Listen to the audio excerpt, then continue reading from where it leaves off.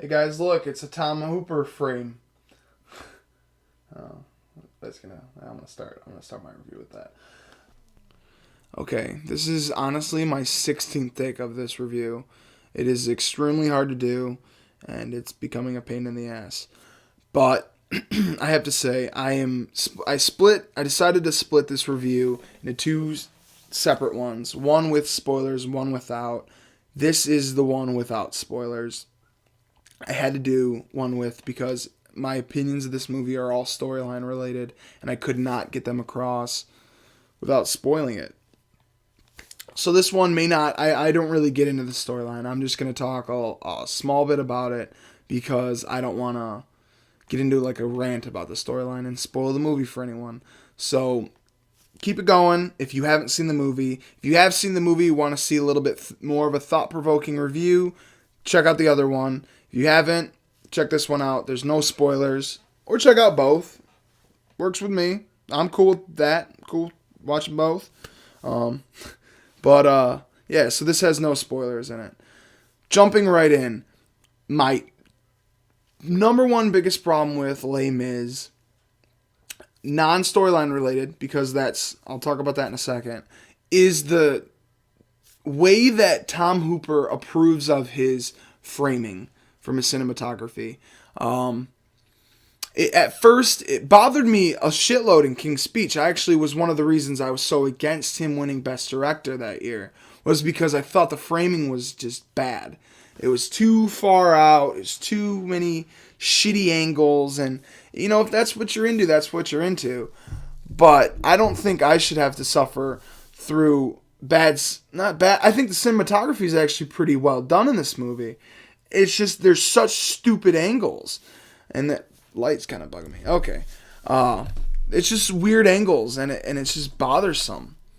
And that's my biggest problem with Tom Hooper in this movie. I think he does a great job getting good performances out of his actors, and he does carry the movie around. But from a direction standpoint, I hate the way he approves of his cinematography.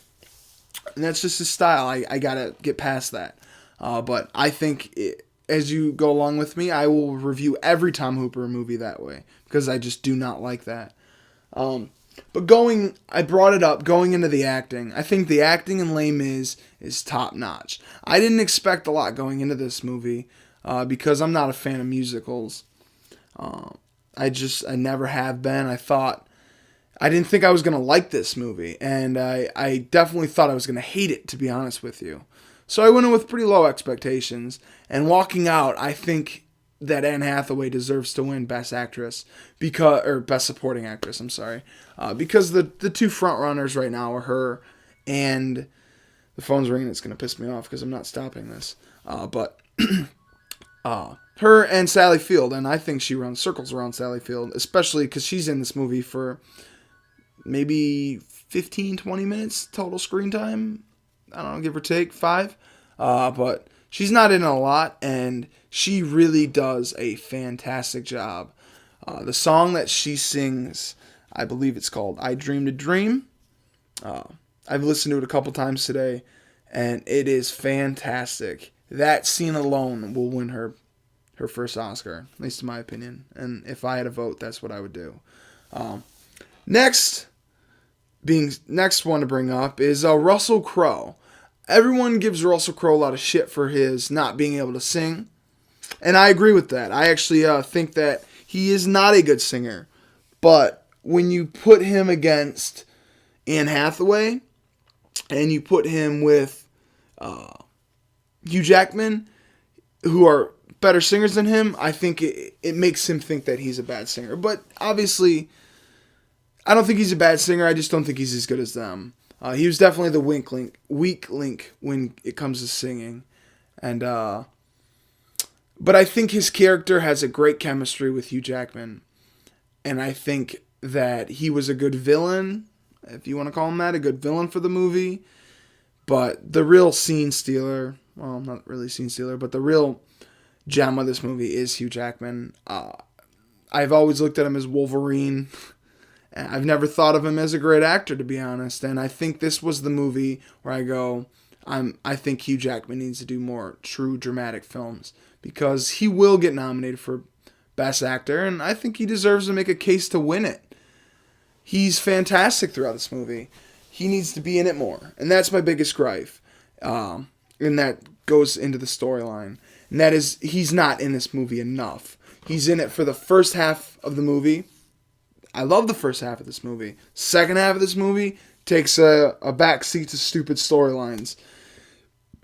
And that was just the biggest deal breaker for me to not say I love this movie and have it not in my top 10, top anything, is because it's such a drastic change in the second half of this movie.